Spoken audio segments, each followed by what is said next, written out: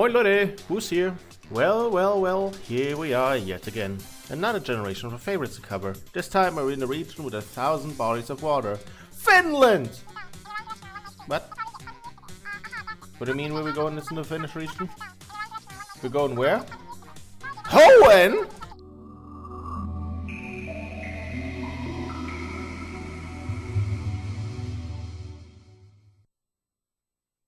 Alright then, Hoenn it is. Let's get right into it. Well, you'll be surprised how many dragon types are gonna be in this one. Number 10! Altaria! Altaria is a neat Pokemon. This is the time where they started experimenting with the dragon designs, because if I didn't know about it, I would assume this thing is pure flying, or flying electric, perhaps even flying fairy. But nope, it's dragon. It has many uses. Its type coverage is pretty neat, having dragon, flying, and fairy moves, normally and getting access to a heck ton of stuff via TMs. This Krakow lookalike can learn Earthquake, Flamethrower, and Solar Beam. The coverage is insane, but this was the current generation. Well, same stuff applies to Gen 3, with all three of them still being in the repertoire. The funniest use is, however, to use Perish Song and then switch out. If you're lucky and the enemy AI is stupid again today, they won't switch out and are destined to die to it. On a different note, have you ever seen a wet Altaria? No, not in that way! Get your mind out of the damn gutter! This is what I meant. Look at this pathetic creature. Altaria feels like a perfect mix between the flying and dragon type, because it really is just a bird with dragon-like features, and not just a dragon that can fly. I'm old!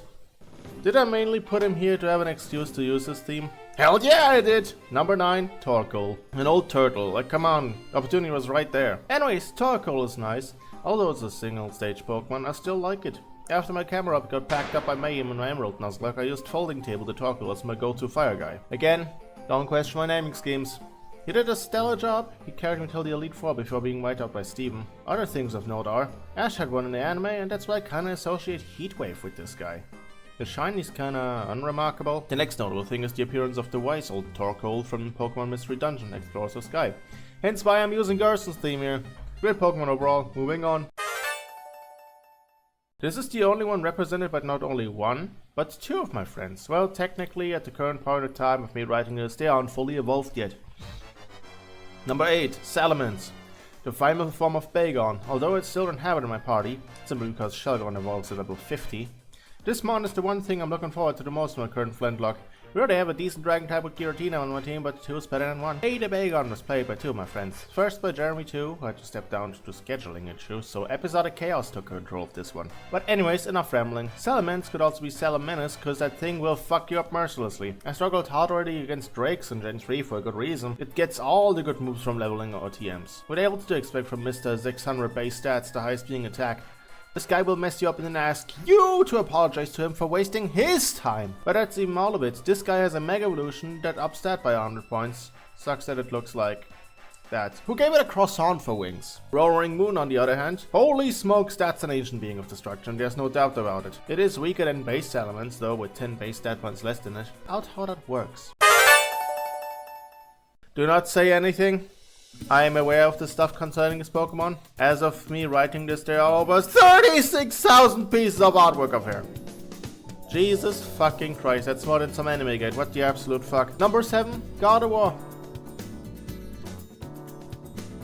I need a drink after this. Anyways, God of War. Again, I didn't get to use it till now. Now to think of it, the Hypnoline may actually be the only psychic types that we used till now, at least in the Nuzlocke series. Currently, I'm using a God of War in ZA simply because of the Mega Evolution. By the one, that's very high on my personal list of Mega Evos. Especially his shiny version. Look at that black dress. This launches into like the top 10 at best. Maybe you should rank all the Megas after this. Let me know if you'd like that. God of War is a cute Meloetta head costume in Pokemon Go and is one of the most reoccurring NPCs in the Mystery Dungeon games. It's heavily inspired, it's the same one in all the games. Move coverage was pretty good with some decent fairy and psychic moves and even better stuff via TMs. Overall, pretty good Pokemon. Might be a basic take to have in my top 10 list, but hey, we established that I'm sometimes a basic bitch. Huh. It seems like this entry has been delivered by mail. Gotta get in the mood for this, hold on. We just got a letter. We just got a letter. We just got a letter. I wonder who it's from.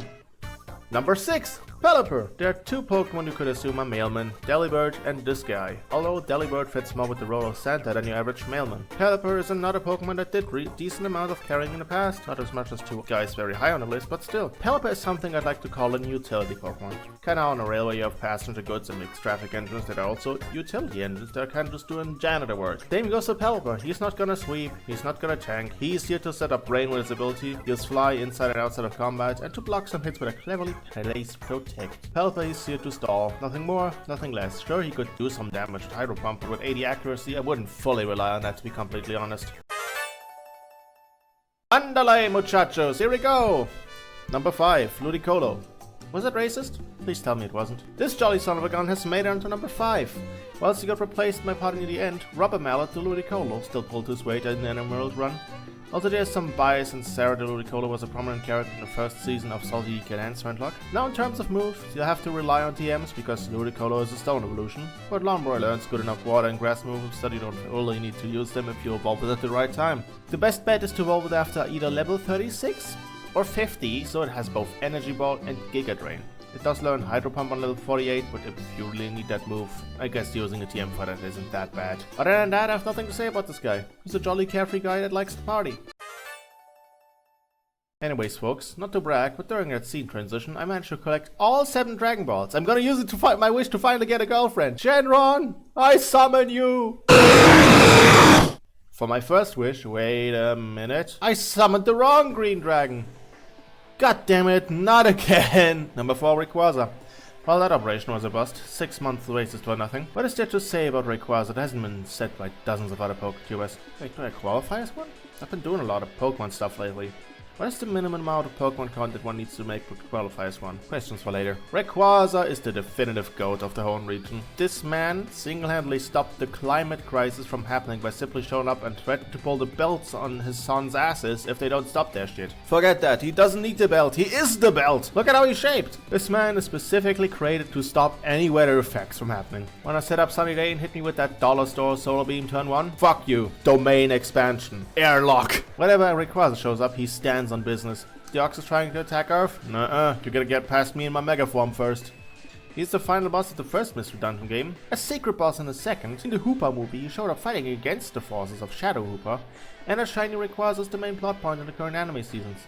By the way, one of the best shiny forms in my undisputed opinion. It also is involved in the plot of the ZA DLC, but I haven't even beaten the main game yet as of me writing this, so I can't tell you much about that. Rayquaza is a menace whenever he shows up. In One Piece terms, it's like whenever Garp shows up. Both demand high amounts of respect whenever they show up, and they will fuck you up if you mess with them. Hopefully I didn't glaze too much here and it validates the top 3 of this list. 1, 2, 3, 4. Hüpfe auf den Bauch, denn ich hab Übergewicht. Könnt weniger essen, aber Lust hab ich nicht. Egal was es gibt, ich esse jedes Gericht.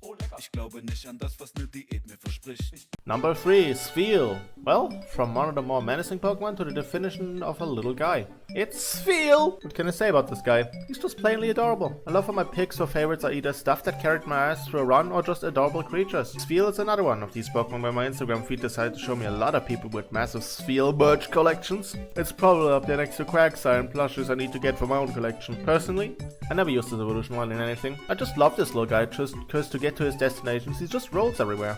That's just adorable. There's a neat little holiday outfit in Pokemon Go and the shiny isn't all too bad. Great little guy. Well deserved number 3. Well, this might actually be the goal of my Emerald run. I couldn't have done it without him. Number 2. Exploud. Shower out the Exploud is the one thing that guaranteed my victory against Wallace simply because Stomp is such a great move. I seriously gambled against this Milo deck hoping that the flinch happens every time and by God was luck on my side folks. Go and rewatch the Emerald finale right now to see for yourself. Exploud carried my ass. It did enough damage, it tanked whatever it got hit with. Shower's up there with Captain Jack as the run carries that weren't starters. The shiny form kinda for me, it's just pink. There's some nice pink forms like Mareep, but to be honest, sometimes they look slightly worse than the original.